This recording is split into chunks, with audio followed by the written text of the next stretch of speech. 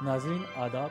तारीख का एक अहम हिस्सा हमारा अदब है। कम किताबों में ज़ाती बसीरत का इजहार मिलता है। उस्तादों के घरों के दरवाजे तालिब इल्मों के लिए हर वक्त खुले रहते हैं। कहानी को पूरी तरह ऑब्जेक्टिव होना चाहिए। कोई भी किताब मुकम्मल किताब नहीं होती है। उर्दू और हिंदी बहुत ज़्यादा मुख्तलिफ एक दूसरे से नहीं है। कुछ उसूलों का नशा था, कुछ मुक़द्दस ख्वाब थे, हर ज़माने में शहादत के यही असबाब थे।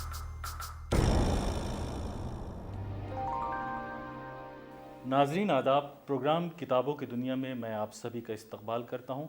आज हम गुफ्तगू करेंगे उर्दू के मारूफ अदीब व दानिश्वर शम्सुर रहमान फ़ारूक़ी की किताब तफ़हीम गालिब पर, और हमारे साथ गुफ्तगू के लिए मौजूद हैं बहुत ही मशहूर अदीब व दानिश्वर और नौजवान स्कॉलर डॉक्टर खालिद अलवी साहब।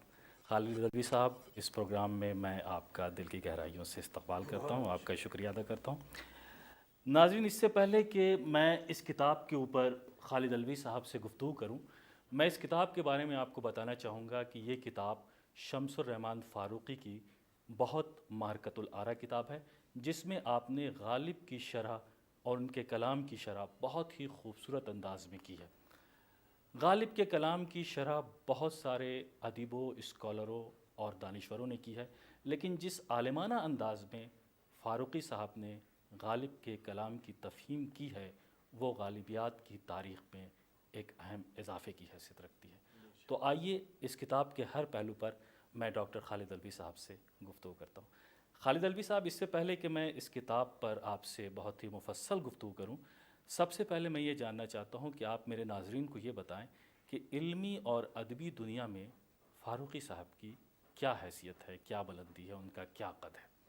देखिए, शम्सुर रहमान फ़ारूक़ी साहब हमारे अहद के नहीं, बल्कि मैं समझता हूँ कि हमारी सदी के अहद साज शख्सियत है। अहद साज अदीब, तनक़ीद निगार, शायर, और उनका एक दूसरा पहलू ये भी एक ब्यूरोक्रेट हैं। पाकिस्तान के ब्यूरोक्रेट थे मुर्तज़ा बरलास। उनका एक शेर है कि दोस्तों के हल्के में हम वो कज मुक़द्दर हैं कि शायरों में अफसर हैं, अफसरों में शायर हैं। तो आम तौर से जो अफसर होते हैं वो अच्छे शायर नहीं होते, जो शायर होते हैं वो अच्छे अफसर नहीं होते। लेकिन फ़ारूक़ी साहब बहुत कॉम्पिटेंट ब्यूरोक्रेट, बहुत अच्छे तनक़ीद निगार, बहुत अच्छे शायर, अदीब, अफसाना निगार, नॉवलिस्ट, ये बहुत सारे पहलू हैं। और दिलचस्प बात यह है कि फ़ारूक़ी साहब ने जहन साजी की है। मुझे पूरी उर्दू दुनिया में कोई आदमी ऐसा नज़र नहीं आता, नियाज़ फ़तेहपुरी के अलावा, कि जिन्होंने अपने एक रिसाले से पूरे हिंदुस्तान की तरबियत की हो। और हिंदुस्तान से बाहर भी लोग शबखून, जो फ़ारूक़ी साहब का रिसाला था, उसकी फ़ाइल बना बना के रखते हैं। और उस वक्त जो फ़ारूक़ी साहब ने कह दिया, फ़ारूक़ी साहब ने कहा कि गज़ल ऐसी होती है, तो पूरा हिंदुस्तान वैसी ही गज़ल कहने लगा जो शबखून में छपती थी। फ़ारूक़ी साहब ने कहा कि नहीं, अफ़साने के लिए प्लॉट की ज़रूरत नहीं है, तो पूरा हिंदुस्तान ऐसे अफ़साने लिखने लगा। और फ़ारूक़ी साहब का एक दिलचस्प बात यह भी कि फ़ारूक़ी साहब अपनी राय पे एक ख़ास अहद में इसरार तो करते हैं, लेकिन उसे बदलने से भी नहीं चूकते।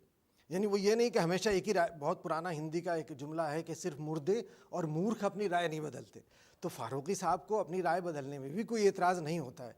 लेकिन फ़ारूक़ी साहब ने जिस तरह पूरे हिंदुस्तान के अदीबों की, शोहरा की, अफसाना निगारों की एक तरह से परवरिश की है, तो मैं कहता हूँ कि या तो नियाज़ फ़तेहपुरी की उसकी दूसरी मिसाल है कि निगार वो निकालते थे और 50 साल तक निगार निकलता रहा, और हर घर में जहाँ वो जाता था तो ये समझिए कि नियाज़ फ़तेहपुरी के अक़वाल चले जाते थे, लोग दोहराते थे उनके रिसाले, और वही फ़ारूक़ी साहब की अहमियत है। मैं तो फ़ारूक़ी साहब का जो नया नावल आया तो मैं हैरान रह गया कि मुझे लगा ये तो बुनियादी तौर से नावलिस्ट हैं। फिर उनके अफ़सानों का मजमुआ सवार आया तो मैंने कहा नहीं भाई, ये तो अफ़साना निगार हैं। शायरों का सब्ज़ अंदर सब और मेहराब आसमां उनके मजमुए आए, तो मुझे लगा नहीं, ये तो बुनियादी तौर से शायर हैं। तो पता चला कि उनका जो पहलू है वो ताबनाक है। तो इसलिए कसीरुल जहाज शख्सियत, कसीरुल जहाज शख्सियत, इसमें कोई शक नहीं। बेशक हम आम तौर से सबकी तारीफ़ व तहसीन के लिए लफ्ज़ इस्तेमाल कर देते हैं, लेकिन अगर हमारे अहद में कोई ऐसी वाकई शख्सियत है तो शम्सुर रहमान फ़ारूक़ी। खालिद अलवी साहब, ये तफ़हीम गालिब जो है, इससे पहले भी गालिब के कलाम की शरह मुख्तलिफ़ तरीक़े से हमारे दानिश्वरों ने की है, लेकिन इस तफ़हीम की, इस शरह की क्या अहमियत है इल्मी दुनिया में? देखिए, शरह तो गालिब की इतनी लिखी गई हैं कि मेरे ख़्याल से उनकी तादाद हम सबको जानना मुमकिन नहीं है, चूँकि फिर भी कोई ना कोई रह जाती है। गालिब की पहले शारे तो गालिब ख़ुद हैं अपने कलाम के। गालिब ने अपने ख़ुतूत में जितने अशार की शरह की है, دنیا کے کسی شاعر نے شاید نہ کی ہوگی۔ دوسرے پھر حالی ہیں، حالی نے یادگار غالب میں بہت زیادہ اشعار کی شرح کی ہے، اور وہ غالب کے حوالے سے بھی کی ہے اور خود بھی کی ہے۔ لیکن غالب کے زمانے میں قمر الدین راقم تھے، جن کے بارے میں کہا جاتا ہے کہ پہلی شرح ہے مختار الدین احمد آرزو نے، نثار احمد فاروقی صاحب نے، خود شمس الرحمن فاروقی صاحب نے، آغا محمد باقر نے ان کا حوالہ نہیں دیا ہے، لیکن ظفر احمد صدیقی صاحب نے ابھی جو نظم طباطبائی پر ان کی شرح ہے اس میں بھی ان کا حوالہ دیا ہے، لیکن وہ شرح ملتی نہیں ہے، میری نظر سے بھی نہیں گزری۔ دوسرے شرح ہے درگا پرساد نادر کی۔ درگا پرساد نادر کی شرح 74 اشعار ہیں اس میں صرف، اور فاروقی صاحب نے اس کتاب میں ہی یہ لکھا ہے کہ وہ ان کے شاگرد حلم دہلوی کی تصنیف ہے، ان کی نہیں ہے۔ بہرحال مجھے نہیں معلوم یہ ان کی ہے نہیں، لیکن ہم درگا پرساد نادر کے نام سے جانتے ہیں۔ تو لیکن درگا پرساد نادر کی شرح ایک تو 74 اشعار کی ہے، اور ایسا لگتا ہے کہ کہیں کہیں آدمی دور ازکار معنی اس میں لے کے آتا ہے، جیسے کریدتے ہو جو ابراق جستجو کیا ہے، اس پر نظم طباطبائی نے تو لکھا ہے کہ کوئی اہل نظر یہ پوچھ سکتا ہے کہ صاحب کیا مرغی ہے جو راگ کرید رہی ہے۔ درگا پرساد نادر نے لکھا ہے کہ درد کا حد سے گزرنا ہے دوا ہو جانا۔ کہنے لگے یہ جو شعر ہے یہ ریح سے متعلق ہے، ریح کی بیماری سے متعلق ہے۔ تو ایسے ہنسی آتی ہے پڑھ کے۔ ایک شرح کے بارے میں انہوں نے لکھا ہے کہ باور آیا ہمیں پانی کا ہوا ہو جانا، ہوا بن جانا، تو اس میں درگا پرساد نادر نے لکھا ہے کہ یہ فزکس سے متعلق ہے، اور آخر میں ایک جملہ لکھا ہے کہ خواجہ غالب کو تمام علوم پر دسترس حاصل تھی۔ تو یہ چیزیں ایک طرح سے مذاق کا موضوع ہو جاتی ہیں کہیں کہیں اگر آپ دور ازکار معنی اس کے تلاش کرتے ہیں۔ تو میرا خیال ہے کہ چونکہ غالب انسٹیٹیوٹ کی درخواست پر فاروقی صاحب نے یہ شرح لکھی، تو اس کی ایک بڑی خوبی تو یہ ہے کہ تمام شرحیں ہمارے پاس پہلے سے موجود تھیں، ان کی خامیاں، ان کے تسامحات، ان کی خوبیاں سب ہمارے سامنے موجود تھیں۔ تو جو خامیاں ان میں تھیں وہ کم سے کم اس میں نہیں ہیں، اور فاروقی صاحب نے یہ بھی کوشش کی ہے کہ ان شروح میں جو خامیاں آ گئی ہیں یا جو اعتراضات غالب پر کیے گئے ہیں ان کے جواب کسی حد تک اس میں دیے جا سکیں۔ جی اچھا، یہ تفہیم غالب کی وجہ تسمیہ کیا ہے، کیوں لکھی گئی ہے؟ میرا خیال یہی ہے کہ ایک تو جو ہمارے سب سے پہلے مکمل شاعر ہیں وہ نظم طباطبائی ہیں، اس کے بعد نیاز فتح پوری ہیں، درگا پرساد نادر کا میں نے نام لیا، اور اس زمانے میں اصل میں ایک خاص زمانہ غالب کی جو اہمیت آج ہے میرا خیال ہے یہ آہستہ آہستہ ہوئی ہے۔ اس زمانے میں شروع میں جو ہماری صدی 1900 میں چھپی تھی نظم طباطبائی کی، تو انہوں نے بہت سے اشعار کی ایسی شرح کی، مثال کے طور پہ پہلے شعر کے بارے میں نظم طباطبائی نے لکھا ہے کہ یہ بے معنی ہے، اس شعر میں کوئی معنی نہیں ہے۔ دل رک رک کر بند ہو گیا غالب، سونا سگندھ ہو گیا غالب، ایک ربائی ہے غالب کی، اس کے بارے میں وہ یہ کہتے ہیں کہ یہ خارج از بحر ہے۔ اور بہت سارے اشعار میں انہوں نے لکھا ہے کہ یہ ان میں الف گرتا ہے، عروض کے اعتبار سے یہ مناسب نہیں ہے، اس میں یہ لکھنؤ کے اعتبار سے یہ جو اس میں ضم کا پہلو ہے۔ تو میرا خیال ہے کہ ایک تو انسٹیٹیوٹ نے ان باتوں، چونکہ ایک مکمل شرح کی ضرورت تھی، اور پھر فاروقی صاحب بھی کہیں نہ کہیں سوچتے ہوں گے کہ اس بات کا جواب دیا جائے، تو اور اس میں انہوں نے جواب دینے کی کوشش کی ہے۔ خالد الوی صاحب، شب خون میں غالب کے کلام کی تفہیم اکثر و بیشتر فاروقی صاحب نکالتے رہتے تھے اور یہ سلسلہ چلتا رہا، تو اس میں اور اس میں کیا فرق ہے آخر؟ دیکھیے اس میں ایک تو فرق یہ ہے کہ میں نے اس کا موازنہ کیا ہے کچھ اشعار کی شرح کا جو شب خون میں شائع ہوتے تھے اور اس میں تفہیم غالب میں ہے۔ تو ایک تو فاروقی صاحب نے اس پہ مقرر غور کیا ہے، کہیں اضافے کیے ہیں، کہیں اس میں کچھ کم کیا ہے۔ دوسرے اس میں عروض کے اعتبار سے وہ باقاعدہ تختی کرتے تھے ہر شعر کی، جو نہ صرف مبتدی لوگوں کے لیے بلکہ تمام لوگوں کے لیے بہت فائدہ مند تھا، وہ اس میں نہیں ہے۔ اور اس کی وجہ بھی انہوں نے ظاہر کی، انہوں نے کہا چونکہ اس درمیان میں صغیر النساء بیگم، غالب کے عروضی ایک کتاب آئی ہے غالب کے عروض پر، اور عنوان چشتی کی بعض تحریریں آ چکی ہیں، اس لیے اب اس کی ضرورت نہیں تھی، تو وہ انہوں نے اس میں حذف کر دیا ہے، اس لیے یہ فرق اس میں ہے۔ خالد الوی صاحب، تفہیم غالب سے پہلے بھی بہت ساری شرحیں لکھی گئی، ان شرحوں میں اور اس شرح میں آپ کیا فرق محسوس کرتے ہیں؟ دیکھیے تفہیم غالب سے پہلے بہت ساری شروع لکھی گئی ہیں۔ پہلی جو مکمل شرح ہے وہ نظم طباطبائی کی ہے، اس پر ہم گفتگو الگ سے بھی کر سکتے ہیں۔ حسرت موہانی کی شرح ہے، نیاز فتح پوری کی شرح ہے، یا یوسف سلیم چشتی کی شرح ہے، غلام رسول مہر کی شرح ہے، شوکت میٹ، بہت ساری شرح ہیں۔ لیکن ایک تو جیسے نظم طباطبائی کی شرح ہے وہ طلباء کی ضروریات کو مد نظر رکھتے ہوئے لکھی گئی تھی۔ حسرت موہانی کی شرح مکمل نہیں ہے، اور انہوں نے ان کی نکتہ سنجی میں کوئی کلام نہیں ہے. یہ بات فاروقی صاحب نے بھی اس کا اعتراف کیا ہے اور ہمیں بھی. یہ بہت عالم آدمی تھے لیکن بہت مختصر ہے. نیاز فتح پوری کی جو شرح ہے مشکلات غالب وہ بھی بہت مختصر ہے, لیکن ان 2-3 شرحوں میں جو رویہ ہے وہ کہیں کہیں یعنی غالب پرستی کا نہیں ہے جو عام طور سے ہمارے عہد میں تھا. نظم طباطبائی تو جگہ جگہ اعتراض کرتے ہیں ان پر, غالب پر اعتراض کرتے ہیں. نیاز فتح پوری نے مشکلات غالب میں لکھا ہے کہ غالب کا مطالعہ محدود تھا, یہ لفظ انہوں نے لکھے ہیں. اور غالب کے اس طرح سے اشعار کی شرح کی جو جیسے کوئی مزاحیہ شرح, فرقت صاحب کوئی مذاق کر رہے ہیں, فرقت صاحب نے کچھ لکھے تھے جیسے میں آپ کو بتاتا ہوں کہ نظر لگے نہ کہیں اس کے دست و بازو کو, یہ لوگ کیوں میرے زخم جگر کو دیکھتے ہیں. تو نیاز فتح پوری تو شوق یہ ہے کہ وہ ان کی اصلاح کرتے ہیں اشعار کی. انہوں نے کہا چونکہ اس میں دست و بازو کا ذکر ہے تو اس کا مطلب یہ تو جراحت سے متعلق ہو گیا شعر کہ اس نے سر سے وار کیا اور جگر تک تلوار چیرتی ہوئی چلی گئی. تو یہ شعر سلاٹر ہاؤس سے یا مذبح خانے سے متعلق ہے, یہ شعر عشقیہ نہیں ہو سکتا. پھر وہ اصلاح کرتے ہیں کہ یہ ہوتا تو ایسا کیوں ہوتا. حسرت موہانی نے اپنی شرح میں تو نہیں لیکن انہوں نے جو پورا ایک تذکرۃ الشعراء ہے اس میں لکھا ہے کہ ذوق کی حیثیت غالب سے زیادہ ہے. تو ہمیں نظر آتا ہے وہ چونکہ مومن اسکول کے شاعر ہیں تو مجھے لگتا ہے کہ وہ غالب کو اس طرح سے نہیں دیکھتے تھے جسے بعد میں دیکھا گیا. جگہ جگہ انہوں نے بھی کہیں کہیں کسی کی برتری ظاہر کی ہے اور وہ نظم طباطبائی کے بہت بڑے مرید ہیں, وہ ان کو بہت تو اس کا حوالہ دیتے ہیں. اچھا, نظم طباطبائی زیادہ تر لوگوں کے اعصاب پر سوار رہتا ہے, وہ پرانی شرح جتنی تھیں.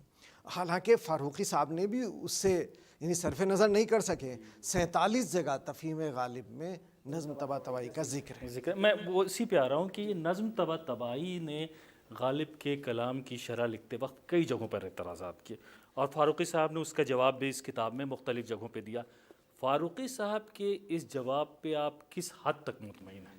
دیکھیے, فاروقی صاحب ہمارے عہد کے بہت بڑے غالب پرست ہیں اور بھائی میں سمجھتا ہوں کہ ہمارے زمانے میں جو غالب فہمی اور غالب پرستی میں اضافہ ہوا اس میں شمس الرحمن فاروقی صاحب کا بہت بڑا. بالکل درست فرق. لیکن شرح کے لیے میرے خیال سے ہمیں تھوڑا سا ان بایسڈ, بالکل ان اٹیچڈ ہونا پڑتا ہے. جو نہ طباطبائی ہے نہ فاروقی صاحب ہے. میں آپ کو ایک مثال دیتا ہوں کہ ہوں میں وہ سبزہ کہ زہراب اگاتا ہے مجھے. طباطبائی نے لکھا ہے کہ زہراب جو ہے اس میں ضم کا پہلو ہے چونکہ ایران میں یہ پیشاب کے معنی میں آتا ہے, شاشیدن کے معنی میں آتا ہے. یہ نیاز فتح پوری نے اس کو دہرایا ہے اس اعتراض کو. فاروقی صاحب اس اعتراض کا جواب دینے کی کوشش کرتے ہیں.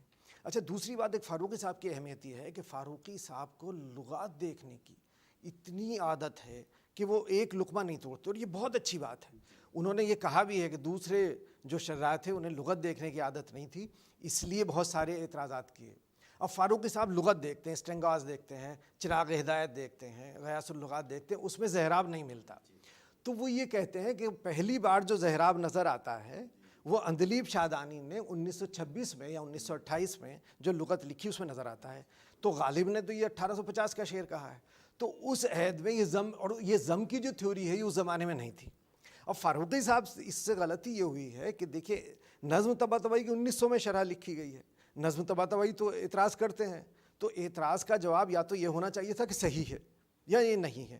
لغت دیکھنے کے باوجود وہ ایک دوسری لغت سامنے لاتے ہیں, لیکن اس کے باوجود بھی اعتراض کا جواب ٹھیک سے نہیں دیا جاتا. یہ اعتراض نہیں دیا جاتا. اچھا, بے خود موہانی کی ایک شرح ہے. بے خود موہانی کی شرح تو باقاعدہ نظم طباطبائی کے جواب میں ہے. تو فاروقی صاحب وہ بھی دیکھتے ہیں کہ یہاں بے خود موہانی اس اعتراض پہ ناراض تو بہت ہوئے لیکن ان سے جواب نہ بن پڑا. تو جگہ جگہ فاروقی صاحب نے بہت اچھے جوابات دیے ہیں, چونکہ نظم طباطبائی بنیادی طور سے غالب کے حلقے سے خلاف رہتے ہیں اور وہ غیر معمولی عالم آدمی ہیں. نظم طباطبائی عربی بہت اچھی جانتے ہیں, فارسی بہت بڑی جانتے ہیں, اور غالب تو عربی نہیں جانتے تھے. یعنی غالب تو اتنی عربی بھی نہیں جانتے جتنے مالک رام صاحب جانتے تھے. اس کی مثالیں ہیں بہت ساری. انہوں نے کسی سے کہا تھا کہ اسے فارسی میں ترجمہ کر کے بھیج دو, دعائے صبح کا میں اسے ترجمہ کر دوں گا. تو وہ نظم طباطبائی ان پہ اعتراض کرتے ہیں. فاروقی صاحب چونکہ عربی بھی جانتے ہیں اور جگہ جگہ وہ اب اسے براہ راست نہیں کرتے, وہ جواب یہ نہیں ظاہر کرتے کہ وہ نظم طباطبائی کا جواب دے رہے ہیں, بلکہ وہ جگہ جگہ عربی کی آیتیں بھی اس میں لکھتے ہیں جیسے طباطبائی نے لکھی. جی, خالد علوی صاحب, یہ کیا وجہ ہے آخر کہ شمس الرحمن فاروقی نے غالب کے سلیکٹڈ کلام کی تفہیم کی ہے، وہ پورے کلام کو بھی لے سکتے تھے؟ پورے کلام کو بھی لے سکتے. ایک تو اصل میں کیا ہے کہ حسرت، اس سے پہلے سنیے، حسرت موہانی اور نیاز فتح پوری صاحب نے بھی مکمل شرح نہیں لکھی ہے. اب ہم جن اشعار کو انہوں نے چھوڑ دیا ہے، جو ہم جیسے کم علم طالب علم انہیں دیکھتے تو لگتا ہے کہ نہیں اس کی تو شرح کی ضرورت ہے. تو جب آپ کی ذہنی حالت یہ ہو جاتی ہے کہ لگتا نہیں تو بالکل معمولی شعر ہے. دوسری بات یہ ہے کہ یہ تفہیم غالب یہ طلباء کے لیے اور مبتدیوں کے لیے بالکل نہیں ہے. یہ ایسے لوگوں کے لیے ہے کہ جنہوں نے غالب کو پڑھا ہے، سمجھا ہے، غالب کے پر بہت سی شرح پڑھی ہیں، اور ان کو کچھ لگتا ہے کہ دوسری شرح جو ہیں وہ نامکمل ہیں، ان میں کچھ کمی ہے، تو وہ ان سے 134 اشعار ہیں صرف، اور انہوں نے یہ ضروری سمجھا کہ جن اشعار پر کوئی اضافہ کرنے کی گنجائش ہے اس لیے انہیں کی شرح. فاروقی صاحب ماہر عروض بھی ہیں، غالب کے کلام کو عروض کے نقطہ نظر سے بھی انہوں نے دیکھنے کی کوشش کی.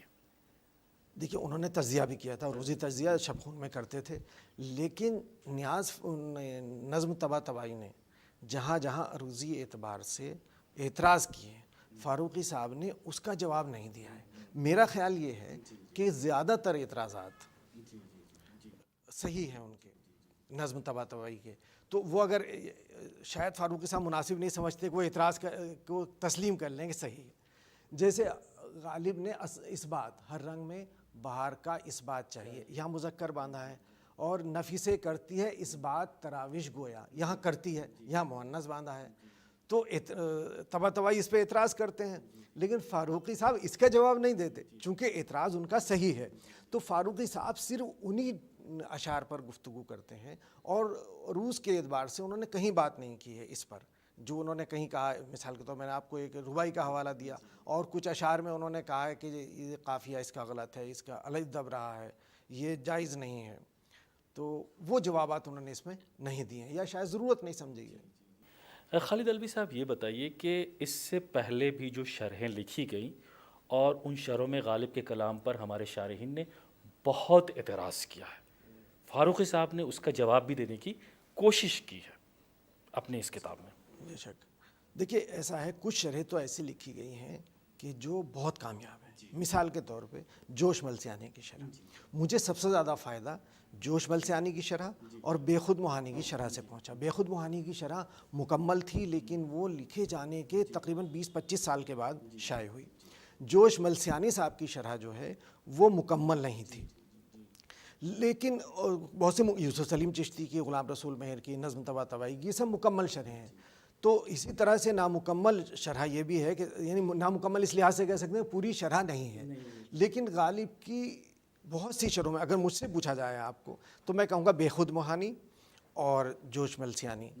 اور پھر آغا باقر کی شرح جو ہے انہوں کی، اس کی خوبی یہ ہے کہ انہوں نے جتنی دوسری شرحیں ان کی دسترس میں تھیں، وہ اپنے اس کے مفہوم لکھتے ہیں، اپنی شرح لکھتے ہیں، تشریح کرتے ہیں، اور اس کے بعد ان سب کے مفہوم کہ نظم طباطبائی نے یہ لکھا ہے، سعید نے یہ لکھا ہے، شوکت نے یہ لکھا ہے، حسرت نے یہ لکھا ہے، تو وہ بہت زیادہ کامیاب ہے. اس کا حوالہ انہوں نے بھی دیا ہے. خالد الوی صاحب، غالب کا بڑا مشہور شعر اور دیوان کا پہلا شعر ہے، نقش فریادی ہے کس کی شوخی تحریر کا، کاغذی ہے پیرہن ہر پے کرے تصویر کا. نظم طباطبائی نے اپنی شرح میں اس شعر کو بے معنی کہا ہے، فاروقی صاحب نے اس کا جواب بھی دیا ہے. تو ہم یہ چاہتے ہیں کہ میرے ناظرین کو آپ یہ بھی بتائیں کہ آخر اس کا جواب کیا ہے. دیکھیے بہت دلچسپ ہے. وہ نظم طباطبائی نے یہ لکھا ہے کہ اس شعر کے پہلے معنی غالب نے خود بیان کی ہے. نظم طباطبائی نے اس کا کہا ہے کہ کاغذی، انہوں نے لکھا ہے کہ ایران میں یہ رسم تھی کہ فریادی کاغذی پیرہن پہن کر آتا تھا. تو نظم طباطبائی کہتے ہیں یہ رسم ہم نے کہیں سنی نہ دیکھی نہ پڑھی اس میں، اور خود ہی وہ مومن کے اور ایک کسی اور شاعر کا حوالہ دیتے ہیں کہ ان کے یہاں بھی کاغذی پیرہن موجود ہے. تو ایک تو بات نظم طباطبائی کی خود ہی وہ یعنی خود اپنے آپ کا متضاد بات کرتے ہیں، لیکن فاروقی صاحب نے اس کا بڑے سلیقے سے جواب دیا ہے. اور وہ دوسرے تمام شرح جیسے نیاز فتح پوری ہیں، حسرت موہانی ہیں، جو نظم طباطبائی کو مانتے ہیں، لیکن وہ اس کے باوجود بھی اس شعر کو بے معنی انہوں نے نہیں کہا.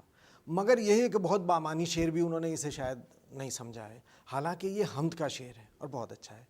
فاروقی صاحب چونکہ دیکھیں انگلش ادب سے بھی بخوبی واقف ہیں، تو وہ اس میں کمال اسماعیل کا ایک شعر دیتے ہیں فارسی میں، کہ اس کا مطلب ایران میں یہ رسم تھی.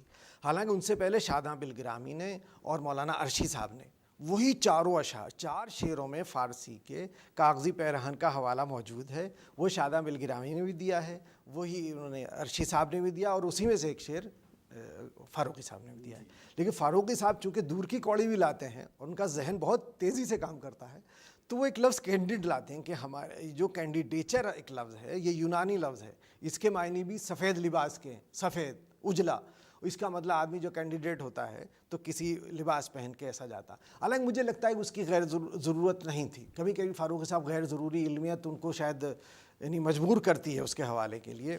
حالانکہ جو کاغذی پیرہن ہے وہ ایران میں وہ کاغذ نہیں ہے جس پہ اخبار چھپتا ہے یا کتاب چھپتی ہے, بلکہ وہ کاغذی سے پیرہن جو جلدی ختم ہونے والا تھا, اور جسے آپ تات یا اس سے تات ہوتا ہے نا جسے ڈفلی پہ یا کسی چیز پہ مڑا جاتا ہے, اس کے وہ ہوتے تھے, اس کے کپڑے تھے وہ.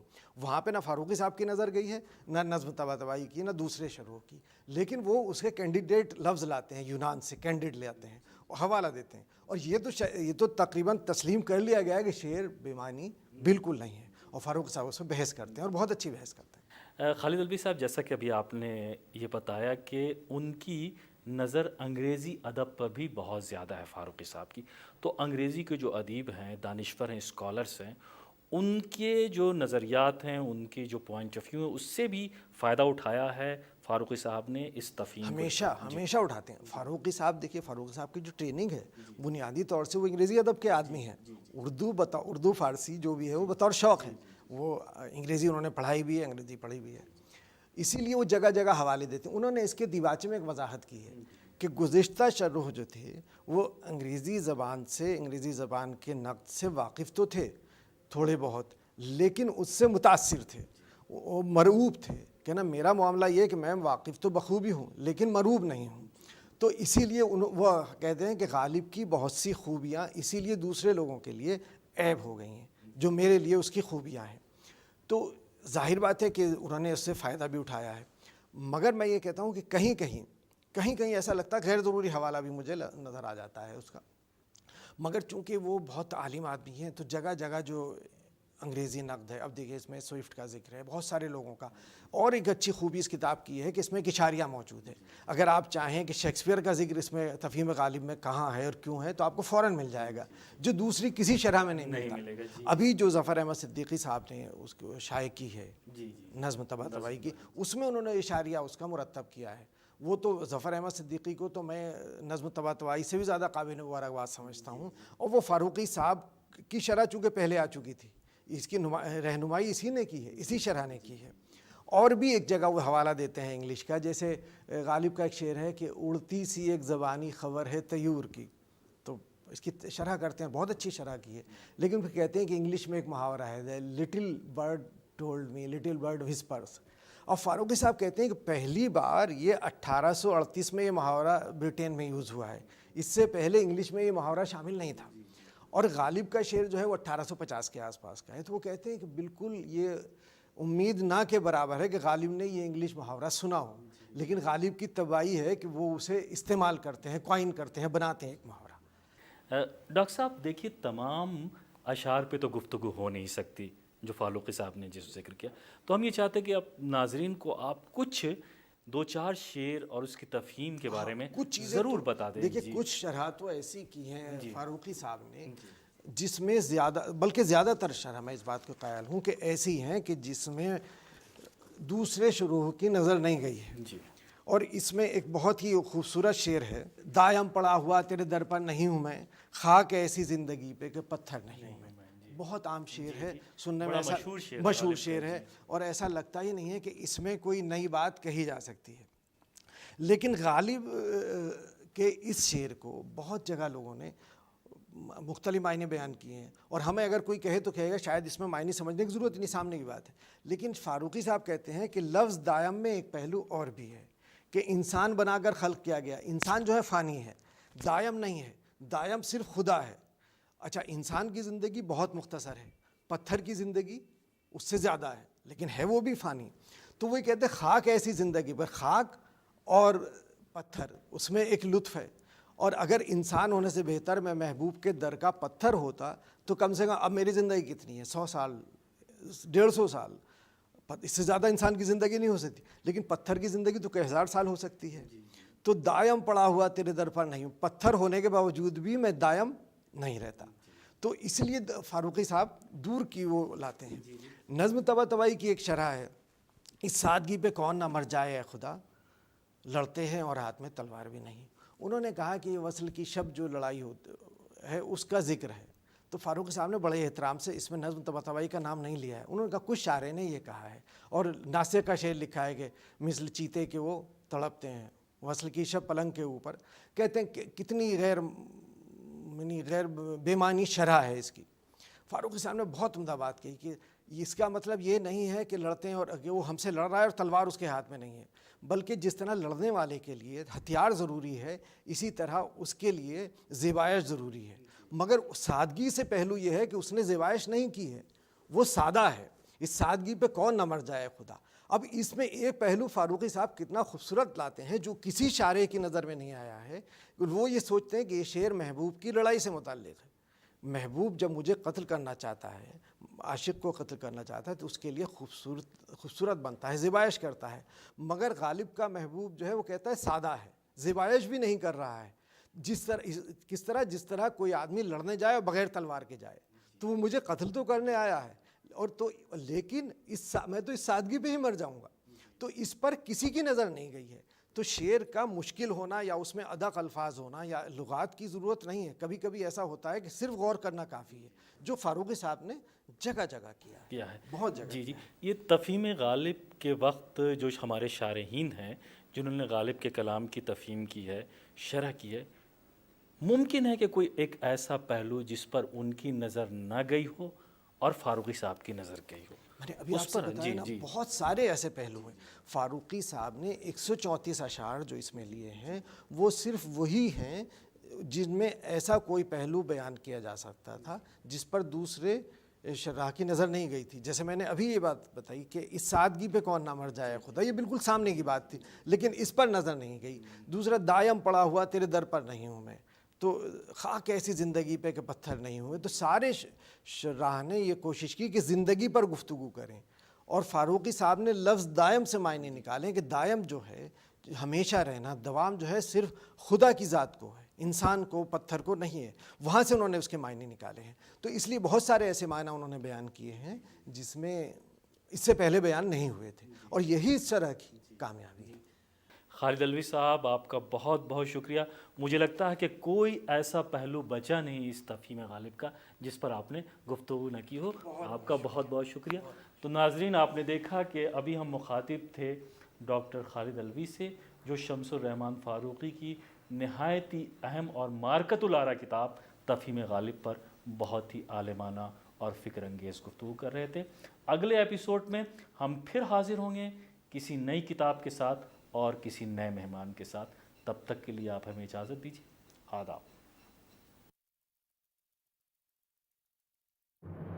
من کی بات ہے جن جن کی، संघर्षों के कुछ किस्से, कहानी कुछ सफलताओं की, अनकही विरासत की, उम्मीदें नए भारत की. महीने के आखिरी रविवार का रहता है इंतजार मलयाचल के आंचल से विंध्याचल के